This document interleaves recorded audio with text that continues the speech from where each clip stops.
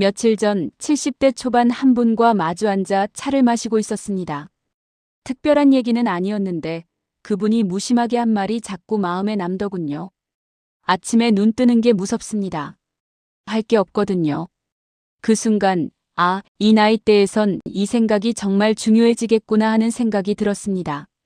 사람은 역할을 잃는 순간부터 천천히 사라진다는 말이 있습니다. 과장처럼 들릴 수도 있지만 실제로 여러분들을 지켜보며 느낀 건 이 말이 결코 과장이 아니라는 겁니다. 할 일이 없다는 건 단순히 시간이 남는다는 의미가 아닙니다. 존재 이유가 흐려진다는 뜻입니다. 이런 주제가 필요하셨다면 구독해 두시면 다음 영상도 편하게 보실 수 있습니다.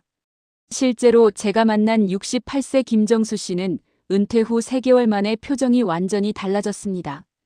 회사 다닐 때는 늘 바쁘다고 불평하던 분이었는데 막상 시간이 생기니 뭘 해야 할지 모르겠다고 하더군요. 아침에 일어나도 할 일이 없으니 침대에 누워있는 시간이 점점 길어졌고 한 달 뒤에는 우울하다는 말을 입에 달고 살았습니다. 오늘은 할 일 없는 노년이 왜 위험한지, 그리고 어떻게 하면 이 위험에서 벗어날 수 있는지에 대해 꼭 알아야 할 5가지 진실을 나눌 겁니다. 첫째, 할 일 없음이 뇌와 몸에 미치는 영향. 둘째, 역할 상실이 가져오는 정체성 붕괴.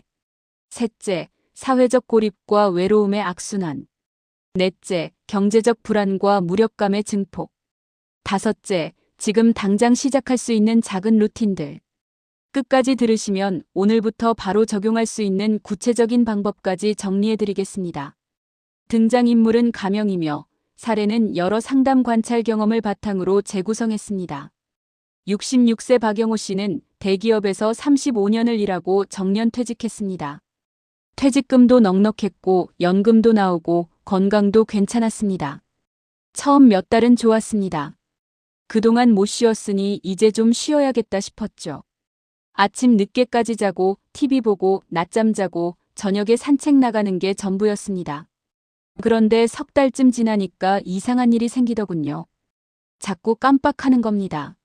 리모컨을 어디 뒀는지 기억이 안 나고 아침에 먹은 반찬이 뭐였는지도 가물가물하고 며칠 전 만난 친구 이름이 갑자기 생각이 안 나는 겁니다. 처음엔 나이 탓이려니 했습니다. 그런데 점점 심해지더군요.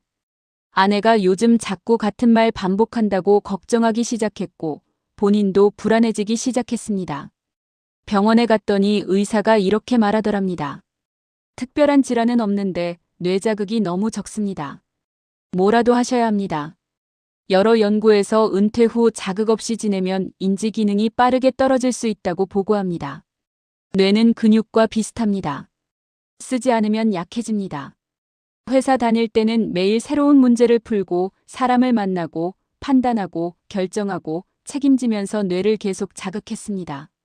그런데 은퇴 후 그 모든 자극이 사라지면 뇌는 할 일이 없어집니다. 할 일이 없으면 뇌는 천천히 기능을 줄입니다. 특히 전두엽, 그러니까 판단하고 계획하고 기억하는 부분이 가장 먼저 약해집니다. 단순히 기억력만 나빠지는 게 아닙니다. 의욕도 떨어지고 감정 조절도 어려워지고 새로운 걸 배우는 능력도 줄어듭니다.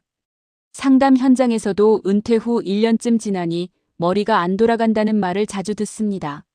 제가 느낀 건요, 뇌는 사용하지 않으면 정말 빠르게 퇴화한다는 겁니다. 60대 초반에는 그 속도가 느리지만 70대 들어서면 확 빨라집니다. 그래서 더 조심해야 합니다. 박영호 씨처럼 깜빡임이 시작되면 그게 신호입니다. 지금 뇌가 위험하다는 신호입니다. 그럼 어떻게 해야 할까요? 박영호 씨는 의사의 조언을 듣고 5가지를 시작했습니다. 첫째, 매일 아침 신문을 읽기 시작했습니다. 예전엔 그냥 대충 훑어봤는데 이제는 한 기사를 끝까지 읽고 내용을 정리해 봅니다. 그러면 뇌가 정보를 처리하고 정리하는 훈련이 됩니다. 신문이 아니어도 됩니다. 책이어도 되고 잡지여도 되고 인터넷 기사여도 됩니다. 중요한 건 읽고 나서 이 내용이 뭐였지라고 스스로 물어보는 겁니다. 그럼 뇌가 다시 작동합니다. 둘째, 산책 루틴을 만들었습니다. 그냥 걷는 게 아니라 매번 다른 길로 걷습니다. 새로운 길을 찾고 새로운 풍경을 보고 새로운 가게를 발견하면 뇌는 계속 자극을 받습니다. 같은 길만 걸으면 뇌는 자동으로 움직입니다. 그럼 자극이 없습니다. 새로운 길로 가면 뇌가 여기 처음이네 하면서 깨어납니다. 셋째, 요리를 시작했습니다. 처음엔 라면도 제대로 못 끓였는데 유튜브 보면서 하나씩 따라하기 시작했습니다. 레시피 읽고 재료 준비하고 순서 기억하고 불 조절하는 게 전부 뇌 운동입니다. 요리는 생각보다 복잡한 활동입니다. 동시에 여러 가지를 처리해야 하거든요.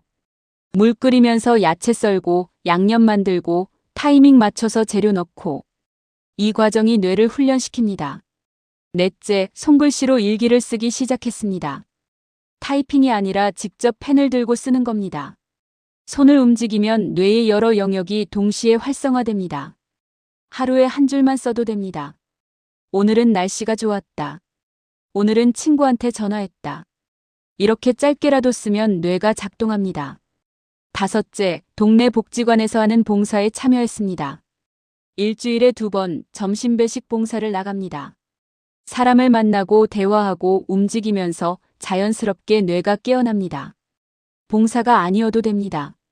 동네 모임이어도 되고 취미 활동이어도 되고 교회나 성당 활동이어도 됩니다. 중요한 건 집 밖으로 나가서 사람을 만나는 겁니다. 6개월 후 박영호 씨는 깜빡이는 증상이 많이 줄었다고 했습니다. 의사도 계속 이렇게 하시면 괜찮을 겁니다라고 말했습니다. 제가 느낀 건요, 할 일이 없다는 건 단순히 무료한 게 아니라는 겁니다. 뇌와 몸이 천천히 멈춰가는 신호입니다. 60대 초반이든 70대든 뇌는 자극이 필요합니다. 그 자극은 거창한 게 아니어도 됩니다. 신문 한 줄 읽기, 새로운 길로 산책하기, 간단한 요리 한 가지 도전하기. 이런 작은 것들이 쌓이면 뇌는 계속 살아 움직입니다. 나이가 들수록 중요한 건 큰 일이 아니라 작은 일을 매일 하는 겁니다. 그 작은 일이 뇌를 지킵니다. 72세 이순자 씨는 남편과 사별한 후 혼자 살게 됐습니다. 자식들은 다 출가했고 손주들은 가끔 오는 게 전부였습니다. 이순자 씨는 평생 남편 뒷바라지하고 아이들 키우고 집안일 하느라 바쁘게 살았습니다. 그게 그분의 역할이었습니다. 그런데 남편이 떠나고 나니 갑자기 그 역할이 사라진 겁니다. 아침에 일어나도 차려줄 밥상이 없고 빨래할 옷도 별로 없고 챙겨줄 사람도 없습니다. 처음 몇 달은 그냥 그러려니 했습니다. 그런데 시간이 지나면서 이상한 감정이 밀려왔습니다. 나는 지금 뭐 하는 사람이지? 내가 여기 있는 이유가 뭐지? 밤에 혼자 누워있으면 이런 생각이 자꾸 들더랍니다. 우울해지기 시작했습니다. 아침에 일어나는 게 힘들고 밥 먹기도 귀찮고 TV만 켜놓고 멍하니 있는 시간이 늘었습니다. 자식들이 전화하면 괜찮다고 말했지만 사실은 하루하루가 무너지는 느낌이었습니다. 제가 만나본 분들 중에는 이런 감정을 느끼면서도 말하지 않는 분들이 많았습니다. 자식들한테 걱정 끼치기 싫어서 괜찮은 척하는 거죠. 그런데 그 괜찮은 척이 나중엔 더 큰 문제가 됩니다. 우울이 깊어지면 스스로 빠져나오기 어렵거든요. 그러던 어느 날 동네 복지관에서 텃밭 분양 공고를 받습니다. 처음엔 관심 없었습니다. 그런데 며칠 뒤 산책 나갔다가 우연히 그 텃밭을 지나가게 됐습니다. 노인 몇 분이 상추를 심고 계시더군요. 그 모습을 보는데 갑자기 어릴 적 시골 텃밭이 떠올랐습니다. 어머니가 고추 심고 상추 심고 아침마다 물 주던 모습. 그 기억이 따뜻하게 느껴졌습니다. 며칠 고민하다가 신청했습니다. 작은 텃밭 한 평. 처음엔 뭘 심어야 할지도 몰랐습니다. 옆에서 다른 분이 알려주더군요. 지금은 상추랑 쑥갓이 좋아요. 상추 모종을 심었습니다. 매일 아침 텃밭에 나가 물을 줬습니다. 일주일쯤 지나니 상추가 조금씩 자라더군요. 신기했습니다. 2주 뒤엔 첫 상추를 따서 집에 가져왔습니다. 씻어서 된장에 찍어 먹는데 눈물이 났다고 하더군요. 내가 뭔가를 키웠구나. 내가 아직 뭔가 할 수 있구나. 그 뒤로 텃밭이 이순자 씨의 새로운 역할이 됐습니다. 아침마다 텃밭에 나가고 물 주고 잡초 뽑고 다른 텃밭 주인들과 이야기 나눴습니다. 오늘 상추 많이 자랐네요. 고추는 언제 심으세요? 작은 대화지만 그게 하루를 채워줬습니다. 6개월 후 이순자 씨는 완전히 다른 사람이 됐습니다. 우울하다는 말도 안 하고 표정도 밝아졌고 자식들이 전화하면 텃밭 이야기를 신나게 했습니다. 오늘 상추 3포기 땄어. 너희 올 때 싸줄게. 여러 연구에서 역할 상실이 노년 우울증의 가장 큰 원인 중 하나라고 보고합니다. 사람은 역할이 있을 때 존재 이유를 느낍니다. 누군가의 남편, 누군가의 아내, 누군가의 부모, 누군가의 직원. 이런 역할들이 나를 정의합니다. 그런데 은퇴하고 자식들이 독립하고 배우자가 떠나면 그 역할들이 하나씩 사라집니다. 역할이 사라지면 정체성도 흔들립니다. 나는 누구지? 내가 왜 여기 있지? 이런 질문이 계속 떠오르면 우울해질 수밖에 없습니다. 상담 현장에서도 이제 내가 할 일이 없다는 말을 자주 듣습니다. 이 부분에서 많은 분들이 고개를 끄덕이면서도 막상 행동은 하지 않으십니다. 그래도 나한테 무슨 역할이 있겠어? 이 나이에 뭘 시작해? 이렇게 생각하시거든요. 그런데 역할은 나이와 상관없습니다. 70대도 80대도 역할을 만들 수 있습니다. 그럼 어떻게 역할을 다시 찾을 수 있을까요? 단계별로 정리해 드리겠습니다. 1단계 관찰입니다. 지금 내가 하고 있는 일들을 적어봅니다. 밥 먹기, 산책하기, TV 보기, 잠자기. 이렇게 적다 보면 하루가 얼마나 비어 있는지 보입니다. 적다 보면 깜짝 놀라실 겁니다. 아, 나는 하루에 이것밖에 안 하고 있구나. 그게 출발점입니다. 2단계 선택입니다. 내가 할 수 있는 작은 일 하나를 고릅니다. 텃밭 가꾸기, 봉사하기, 동네 모임 참여하기, 손주 돌보기, 취미 활동 시작하기. 뭐든 좋습니다. 단, 내가 매일 할 수 있는 것이어야 합니다. 일주일에 한 번도 괜찮습니다. 한 달에 한 번도 괜찮습니다. 중요한 건 정기적으로 하는 겁니다. 3단계 실행입니다. 일주일 동안 매일 그 일을 해봅니다. 처음엔 어색하고 귀찮을 수 있습니다. 그래도 계속합니다. 일주일이 지나면 조금씩 익숙해집니다. 한 달이 지나면 그게 내 역할이 됩니다. 오늘 당장 할 수 있는 행동 하나는 이겁니다. 동네 산책로를 한 바퀴 걷는 겁니다. 그냥 걷는 게 아니라 나는 지금 내 건강을 지키는 사람이라고 생각하며 걷습니다. 그 생각 하나가 역할의 시작입니다. 제가 느낀 건요, 역할은 거창한 게 아니어도 된다는 겁니다. 누군가를 위해 밥을 챙기는 것, 텃밭을 가꾸는 것, 동네를 걷는 것. 이런 작은 것들이 전부 역할입니다. 중요한 건 내가 뭔가를 하고 있다는 느낌입니다. 그 느낌이 나를 살아있게 만듭니다. 75세 최민수 씨는 은퇴 후 집에만 있었습니다. 처음엔 잠깐 쉬려고 했는데 한 달이 2달 되고 2달이 6개월이 됐습니다. 친구들이 가끔 연락했지만 귀찮아서 안 나갔습니다. 나중에 보자. 요즘 좀 피곤해서. 이렇게 미루다 보니 연락도 점점 뜸해졌습니다. 자식들도 바쁘니까 한 달에 한 번 정도 전화하는 게 전부였습니다. 처음엔 괜찮았습니다. 혼자 있는 게 편하다고 생각했습니다. 사람 만나면 신경 쓰이고 말도 해야 하고 옷도 챙겨 입어야 하니까요. 집에 있으면 그런 거 안 해도 되잖아요. 그런데 3개월쯤 지나니까 이상한 감정이 들더군요. 외로웠습니다. 밤에 혼자 누워있으면 천장만 보이고 아무 소리도 안 들리고 아무도 없고 그 고요함이 무섭더랍니다. TV를 켜놓아도 허전하고 라디오를 틀어도 공허하고 전화를 걸어도 누구한테 뭐라고 말해야 할지 모르겠더라는 겁니다. 6개월쯤 되니까 우울해졌습니다. 밥맛도 없고 잠도 안 오고 기력도 떨어지고 병원 가니까 의사가 우울증 초기 증상이라고 했습니다. 약을 처방받았지만 최민수 씨는 알고 있었습니다. 문제는 약이 아니라 나 자신이라는 걸. 혼자 있으려고 한 게 아니라 사람 만나기가 귀찮아서 피했던 거라는 걸. 그러다 보니 관계가 끊겼고 관계가 끊기니 더 외로워졌고 외로우니 더 나가기 싫어졌던 겁니다. 악순환이었습니다. 그러던 어느 날 옛 직장 동료한테서 전화가 왔습니다. 민수야, 우리 다음 주에 모이는데 나와. 최민수 씨는 거절하려다가 문득 생각했습니다. 이러다 영영 안 나가겠구나. 용기를 내서 나갔습니다. 동료 4명이 모였습니다. 서로 근황 이야기하고 옛날 얘기하고 밥 먹고 차 마시고 3시간쯤 있다가 집에 돌아왔는데 기분이 이상했습니다. 가벼웠습니다. 집에 돌아와서도 그날 나눈 이야기가 자꾸 떠올랐습니다. 아, 사람을 만나야 하는구나. 그 뒤로 최민수 씨는 조금씩 변화했습니다. 한 달에 한 번은 친구들을 만나기로 했고, 동네 경로당에도 가끔 들렀고, 복지관 프로그램에도 신청했습니다. 처음엔 어색했지만 몇 번 가다 보니 익숙해졌습니다. 6개월 후 우울증 약도 끊었습니다. 의사가 이제 괜찮아 보인다고 했습니다. 여러 연구에서 사회적 고립이 흡연만큼 건강에 해롭다고 보고합니다. 사람은 혼자 살 수 없게 만들어졌습니다. 누군가와 이야기하고 눈을 마주치고 웃고 공감하면서 정신 건강이 유지됩니다. 그런데 할 일이 없으면 자연스럽게 사람을 만날 기회도 줄어듭니다. 은퇴하면 직장 동료를 못 만나고 집에만 있으면 이웃도 못 만나고 외출 안 하면 누구도 못 만납니다. 고립은 우울을 부르고 우울은 더 큰 고립을 부릅니다. 상담 현장에서도 사람 만나기 귀찮다는 말을 자주 듣습니다. 그런데 그 귀찮음 뒤에는 외로움이 숨어 있습니다.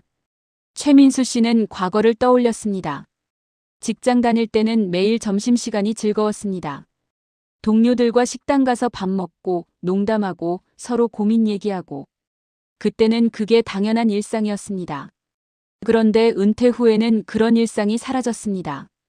혼자 밥 먹고 혼자 TV 보고 혼자 잠들고 그 일상이 얼마나 공허한지 그때는 몰랐습니다. 이제는 압니다. 사람은 관계 속에서 살아간다는 걸. 그럼 어떻게 고립에서 벗어날 수 있을까요? 3가지로 나눠 정리해 드리겠습니다. 첫째, 마음입니다. 자기 연민을 줄여야 합니다. 나는 이제 쓸모없어, 아무도 나한테 관심 없어라는 생각을 계속하면 밖으로 나갈 힘이 없어집니다. 대신 이렇게 생각해 봅니다. 오늘 한 명만 만나자. 딱 1명. 작게 시작하는 겁니다. 둘째, 관계입니다. 주 1회 통화 약속을 정합니다. 친구든 자식이든 누구든 일주일에 한 번은 전화하기로 정하는 겁니다. 전화하면 10분만 이야기해도 됩니다. 요즘 어떻게 지내? 나는 오늘 이런 거 했어. 이런 작은 대화가 관계를 이어줍니다. 셋째, 생활입니다. 정해진 외출 시간을 만듭니다. 화요일 오전 10시는 복지관 가는 날, 목요일 오후 3시는 산책 가는 날. 이렇게 정해놓으면 귀찮아도 나가게 됩니다. 한번 나가면 누군가를 만나게 되고, 만나면 대화가 이어지고, 대화가 이어지면 외로움이 줄어듭니다. 제가 느낀 건요, 외로움은 혼자 있어서 생기는 게 아니라는 겁니다. 관계가 없어서 생깁니다. 60대든 70대든 사람은 누군가와 연결돼 있어야 합니다. 그 연결이 끊어지면 정신도 몸도 무너집니다. 연결은 거창한 게 아니어도 됩니다. 일주일에 한 번 전화 한 통, 한 달에 한 번 만남 한 번. 이런 작은 연결들이 나를 살려줍니다.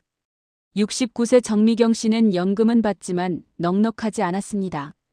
자식들한테 손 벌리고 싶지 않아서 최대한 아껴 쓰며 살았습니다. 그런데 은퇴 후 시간이 많아지니까 이상한 일이 생겼습니다. 돈 걱정이 더 커진 겁니다. 일할 때는 바빠서 생각할 시간이 없었는데 이제는 하루 종일 집에 있으니 자꾸 계산하게 되더랍니다. 이번 달 생활비가 얼마지? 통장 잔고가 줄어들고 있어. 10년 뒤엔 얼마나 남을까? 병원비 나오면 어떡하지? 생각이 꼬리를 물고 이어졌습니다. 밤에 잠이 안 와서 계산기를 두드렸습니다. 한 달 생활비, 1년 생활비, 10년 생활비. 계산할수록 불안해졌습니다. 할 일이 없으니 그 불안이 더 커졌습니다. TV 보다가도 금융 뉴스만 나오면 불안하고 마트 가면 물가가 올랐다는 생각에 불안하고 친구들 만나면 다들 여유로워 보여서 또 불안했습니다. 6개월쯤 지나니까 잠을 제대로 못 잤습니다. 밤마다 돈 걱정에 뒤척였습니다. 그러다 우연히 동네 복지관에서 재무 상담을 한다는 걸 알게 됐습니다. 처음엔 창피해서 안 가려고 했습니다. 그런데 불안이 너무 커서 결국 갔습니다. 상담사가 정미경 씨의 수입과 지출을 쭉 정리해줬습니다. 그리고 이렇게 말했습니다. 지금 쓰시는 대로 쓰셔도 15년은 문제 없어요. 너무 걱정 마세요. 그 말을 듣는 순간 눈물이 났다고 합니다. 아, 내가 괜히 불안해했구나. 상담사는 또 이렇게 말했습니다. 시간이 많으시면 작은 일을 하나 시작해보세요. 돈을 벌려고가 아니라 시간을 채우려고요. 정미경 씨는 동네 반찬 가게에서 주 2회, 3시간씩 일하기 시작했습니다. 월급은 30만 원 정도였습니다. 많은 돈은 아니었지만 그게 중요한 게 아니었습니다. 할 일이 생긴 겁니다. 화요일과 목요일 오전엔 가게에 나가서 반찬을 포장하고 손님 응대하고 가게 주인과 이야기 나눴습니다. 3개월 후 정미경 씨는 밤에 잠을 잘 수 있게 됐습니다. 돈 걱정도 줄었습니다. 할 일이 생기니까 불안할 시간이 없어진 겁니다. 여러 연구에서 시간과 불안은 비례한다고 보고합니다. 시간이 많을수록 생각이 많아지고 생각이 많아질수록 불안도 커집니다. 특히 경제적 불안은 노년층에게 가장 큰 스트레스 중 하나입니다. 할 일이 없으면 그 불안을 생각할 시간만 늘어납니다. 상담 현장에서도 돈이 계속 걱정된다는 말을 자주 듣습니다. 변화라는 말이 부담스럽다면 오늘은 단 하나만 바꿔도 충분합니다. 그럼 어떻게 이 불안을 줄일 수 있을까요? 4가지 방법을 정리해 드리겠습니다. 첫째, 가계부를 정리합니다. 수입과 지출을 정확히 적어봅니다. 막연한 불안은 정확한 숫자 앞에서 줄어듭니다. 아, 이 정도면 괜찮구나라는 안도감이 생깁니다. 둘째, 작은 부업을 시작합니다. 돈을 많이 벌려는 게 아니라 시간을 채우려는 겁니다. 동네 가게에서 몇 시간 일하기, 손주 돌보고 용돈 받기, 재능 나눔하고 소정의 사례비 받기. 금액보다 중요한 건 나도 아직 할 수 있다는 느낌입니다. 셋째, 재능 나눔을 시작합니다. 평생 해온 일이 있다면 그걸 나눕니다. 요리 잘하면 복지관에서 요리 수업, 바느질 잘하면 이웃에게 가르쳐주기, 글씨 잘 쓰면 서예 공사. 돈은 안 받아도 됩니다. 누군가에게 도움이 된다는 느낌 자체가 불안을 줄여줍니다. 넷째, 정기 상담을 받습니다. 복지관이나 동사무소에 가면 무료 재무 상담을 해줍니다. 6개월에 한 번씩 가서 내 상황을 점검받으면 불안이 줄어듭니다. 전문가가 괜찮다고 말해주면 그 말이 큰 안정감을 줍니다. 제가 느낀 건요, 경제적 불안은 숫자보다 마음의 문제라는 겁니다. 실제로 돈이 부족해서가 아니라 불안한 마음이 커져서 생기는 경우가 많습니다. 할 일이 생기면 그 불안을 생각할 시간이 줄어듭니다. 그리고 작은 수입이라도 생기면 나도 아직 괜찮다는 느낌이 듭니다. 그 느낌이 불안을 이깁니다. 오늘 이야기를 정리하겠습니다. 할 일 없는 노년이 위험한 이유 5가지였습니다. 첫째, 할 일이 없으면 뇌와 몸이 빠르게 약해집니다.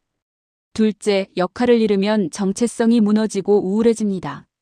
셋째, 사회적 고립은 외로움을 부르고 건강을 해칩니다. 넷째, 시간이 많아지면 경제적 불안이 증폭됩니다. 다섯째, 작은 루틴 하나가 이 모든 위험을 막아줍니다. 이제 여러분께 3가지 질문을 드리고 싶습니다. 첫 번째 질문입니다. 나는 지금 어디에 서 있는가? 할 일이 있는지, 역할이 있는지, 관계가 살아있는지 돌아보시기 바랍니다. 두 번째 질문입니다. 나는 무엇을 지키고 싶은가? 건강인지, 관계인지, 마음의 평화인지 생각해 보시기 바랍니다. 세 번째 질문입니다. 내가 오늘부터 시작할 수 있는 행동은 무엇인가? 신문 읽기인지, 산책하기인지, 전화 한 통 걸기인지 정해보시기 바랍니다. 나이가 들수록 중요한 건 큰 변화가 아닙니다. 작은 루틴입니다. 매일 신문 한 줄 읽기, 매일 산책 30분 하기, 일주일에 한 번 친구 만나기. 이런 작은 것들이 쌓이면 삶이 달라집니다. 할 일은 찾는 것이 아니라 만드는 겁니다. 거창한 목표가 아니어도 됩니다. 오늘 하루를 채울 수 있는 작은 일 하나면 충분합니다. 그 작은 일이 내일을 만들고 내일이 모여 한 달이 되고 한 달이 모여 1년이 됩니다. 60대든 70대든 우리에게는 아직 시간이 있습니다. 그 시간을 어떻게 채우느냐는 우리의 선택입니다. 오늘부터 시작하십시오. 딱 하나만. 그 하나가 여러분의 노년을 지켜줄 겁니다. 오늘 이야기 도움되셨다면 좋아요로 마음만 남겨주세요. 구독하시면 다음 주제도 이어집니다. 댓글로 내가 시작할 작은 일 한 가지를 적어주세요. 함께 실천해봅시다.